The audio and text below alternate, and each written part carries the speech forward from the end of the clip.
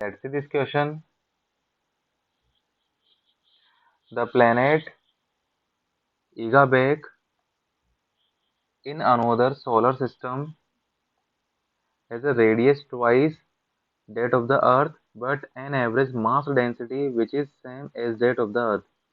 Would the weight of the object on the Igabek surface be the same as that on the Earth, greater than on the Earth, or less than on the Earth? If greater or less than on the Earth, then by how much? तो यहाँ पे किसी एक दूसरे planet की बात की जा रही है। जो प्लेनेट है यहाँ पे ईगा बैक, ये किसी अदर सोलर सिस्टम में है। तो एक तो ईगा बैक है और दूसरा हम लोग यहाँ पे अर्थ की बात कर रहे हैं, राइट।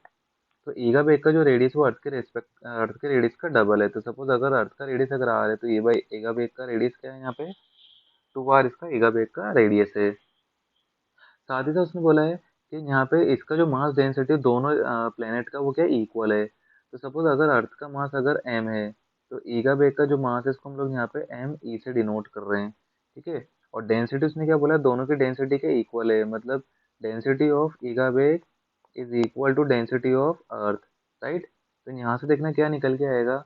अगर हम लोग दोनों की डेंसिटीज को अगर इक्वल करें, ठीक है, इसके अर्थ की डेंसिटी को हम लोग एक काम करते हैं, केवल सिंपली रो ही ले लेते हैं, ठीक है। ईगा बेग की डेंसिटी को हम लोग ए से डिनोट कर रहे हैं। तो डेंसिटी ऑफ ईगा बेग, तो डेंसिटी आ जाएगा यहाँ पे मास अपॉन वॉल्यूम। तो ईगा बेग का मास क्या है यहाँ पे, मास एम ई से डिनोट किया है, अपॉन वॉल्यूम 4/3 पाई। अब इसका रेडियस क्या डबल है, तो ये 2 आर का whole cube, which is equal to mass of the earth divided by volume of the earth 4/3 pi R cube, right. यहाँ से 4/3 पाई से 4/3 पाई जाएगा, आर क्यूब से आर क्यूब जाएगा, और यहाँ पे 2 का क्यूब 8 आएगा, मतलब मास ऑफ ईगाबेक प्लेनेट ये बनेगा 8 times of mass of the अर्थ।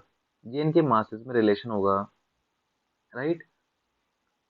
अब अगर फोर्स की बात की जाए, ठीक है, तो ईगाबेक की अगर सरफेस पे अगर कोई ऑब्जेक्ट रखा है जिसका मास है एम, ठीक है, ऑब्जेक्ट हम लोग दोनों केसेस में सेम रखेंगे। तो अगर फोर्स की बात की जाए तो फोर्स ऑन द ईगाबेक प्लेनेट ये होगा जी मास ऑफ द ईगाबेक planet mass of the object divide by 2 R का होल स्क्वायर। और अगर बात की जाए force on the earth surface on the object, तो ये होगा G mass of the earth mass of the object divide by R square, right. अब एम ई का वैल्यू हम लोग 8m फाइंड कर चुके हैं, ठीक है, 8m, और नीचे क्या आ रहा है यहाँ पे 2 आर स्क्वायर। तो ये बनेगा यहाँ से देखो 8 divide by 4 that is 2 times. तो मास सॉरी फोर्स जो आएगा ये आएगा twice of force on the earth surface.